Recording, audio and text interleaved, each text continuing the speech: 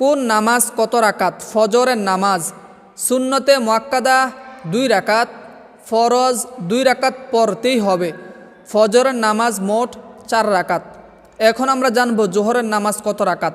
সুন্নতে মুআক্কাদা 4 রাকাত, ফরজ 4 রাকাত, সুন্নতে মুআক্কাদা 2 রাকাত, নফল 2 রাকাত। তবে নফল পড়লে সওয়াব, না পড়লে কোনো গুনাহ নাই। জোহরের সর্বমোট রাকাত সংখ্যা 12 রাকাত। এখন জানব পবিত্র আসরের নামাজ কত রাকাত এবং সুন্নত কত রাকাত, ফরজ কত রাকাত। সুন্নতে জায়েদা হচ্ছে 4 রাকাত, পড়লে সওয়াব, না পড়লে গুনাহ নাই। ফরজ 4 রাকাত পড়তেই হবে। আসরের নামাজ মোট 8 রাকাত।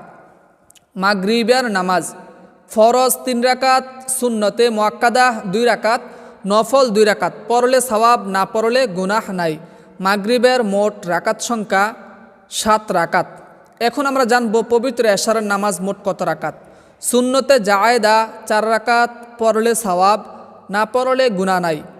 ফরজ 4 রাকাত পড়তেই হবে। সুন্নতে মুআক্কাদা 2 রাকাত পড়তেই হবে, পড়তে হবে। বিতির 3 রাকাত ওয়াজিব যেটাকে বলা হয়, সেই নামাজ কিন্তু পড়তেই হবে। অনেকে দেখা যায় ভিতরের নামাজ পড়ে না। তারপরে নফল 2 রাকাত, পড়লে সওয়াব, না পড়লে কোনো গুনাহ নাই। মোট 15 রাকাত।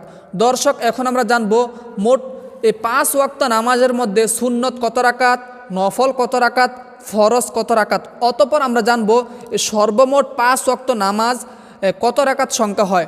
মোট রাকাত সংখ্যা হচ্ছে সর্বমোট 46 রাকাত। সর্বমোট হচ্ছে 5 ওয়াক্ত নামাজ 46 রাকাত। নামাজের মধ্যে 46 রাকাতের মধ্যে 17 রাকাত হচ্ছে ফরজ, পড়তেই হবে যেটা, আর 12 রাকাত সুন্নত পড়তে হবে। আর বাকি যে 17 রাকাত থাকে সুন্নতে জায়েদা ও নফল, পড়লে সওয়াব, না পড়লে কোনো গুনাহ নাই।